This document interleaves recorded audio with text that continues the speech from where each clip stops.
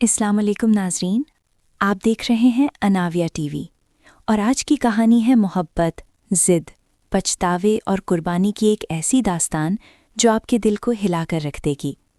हस्पताल के लंबे सुनसान कॉरिडोर में तेज़ सफ़ेद लाइट्स चल रही थीं। हर तरफ एक अजीब सी खामोशी छाई हुई थी, ऐसी खामोशी जो इंसान के दिल पर बोझ बनकर गिरती है।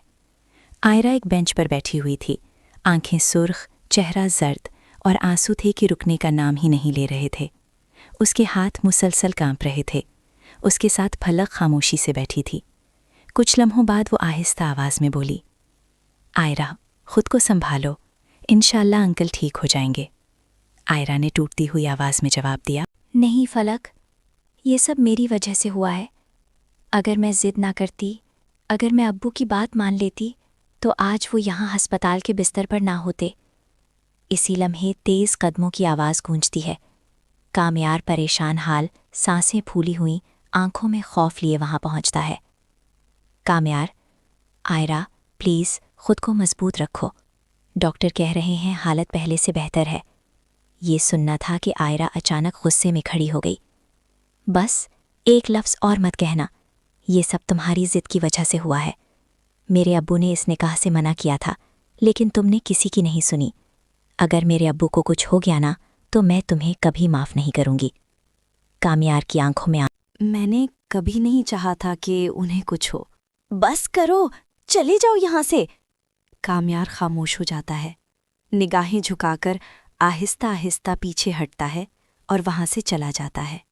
कुछ देर बाद आयरा अकेली अस्पताल से बाहर निकलती है।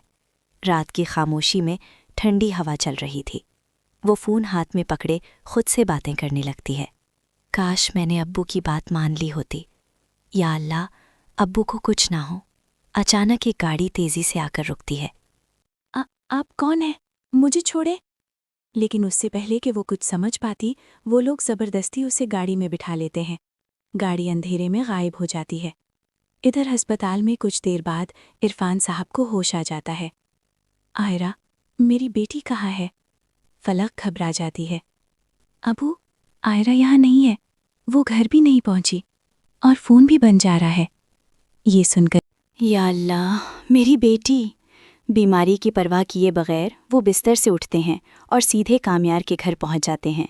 कामयार के घर का मंजर देखकर इरफान साहब दंग रह जाते हैं। कमरे में अंधेरा, फर्श पर खाली बोतलें, दीवारों पर आयरा की तस्वीरें। कामयार नशे में धुत ज़मीन पर बैठा होता है।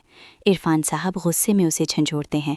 कामयार, मेरी बेटी आयरा कहाँ है? कामयार नशे में बड़बड़ाता है। वो मुझसे नाराज़ है। इरफान साहब उस पर पानी के छींटे मारते हैं। होश में आओ, आयरा लापता हो गई है। ये सुनते ही कामयार जैसे सुन हो जाता है। अचानक उसकी आंखों में आग सी जल उठती है। वो बोतल ज़मीन पर पटकता है। अंकल, मैं वादा करता हूँ, मैं आयरा को सही सलामत वापस ले आऊँगा, चाहे मुझे अपनी जान ही क्यों ना देनी पड़े। कामयार फ़ौरन फरीहा के घर पहुँचता है। छुप कर देखता है, फरीहा फ़ोन पर हंसते हुए कह रही होती है, तुमने बहुत अच्छा किया जो आयरा को उठा लिया। अब कामयार तड़पेगा। मैं भी वहीं आ रही हूँ। कामयार सब समझ जाता है। जैसे ही फरीहा गाड़ी में बैठते हैं, कामयार चुपके से उसका पीछा करने लगता है। फरीहा को ज़रा भी अंदाज़ा नहीं होता कि मौत उसके पीछे आ रही है। फरीहा एक वीरान गोदाम पहुंचती है, जहां आयरा को कैद कर रखा होता है। आयरा कुर्सी से बंधी हुई, आंखों में खौफ लिए बैठी होती है। ख्वाजा तंजिया अंदाज में कहता है, डरो नहीं आयरा, ये सब तुम्हारे शौहर को सबक सिखाने के लिए है। अचानक बाहर शोर मच जाता है। कामयार शेर की तरह गुंडों पर टूट पड़ता है। घौंसे, लातें, चीखें, हर तरफ अफरा तफरी मच जाती है। अंदर जाने से पहले कामयार चुपके से इरफान साहब को लोकेशन भेज देता है। फ़ौरन पुलिस के साथ यहाँ पहुंचे। जैसे ही कामयार अंदर दाखिल होता है, ख्वाहर आयरा के गले पर चाकू रख देता है। एक कदम भी आगे बढ़ाया तो आयरा की जान चली जाएगी। कामयार रुक जाता है। गुंडे उसे पकड़कर बांध देते हैं। इसी लम्हे बाहर पुलिस के सायरन गूंजते हैं। इरफान साहब पुलिस के साथ अंदर दाखिल होते हैं। ख्वाहर को देखते ही गुस्से से आग बगोला हो जाते हैं और ज़ोरदार थप्पड़ मारते हैं। ये मेरी बेटी के साथ करने का अंजाम है। पुलिस ख्वारा और फरीहा दोनों को गिरफ्तार कर लेती है। कुछ दिन बाद घर में सुकून लौट आता है। इरफान साहब आयरा और कामयार को साथ बिठाते हैं। बेटा, पहले तुम दोनों का निकाह मुकम्मल नहीं हो सका था, लेकिन अब दोबारा होगा और अभी होगा।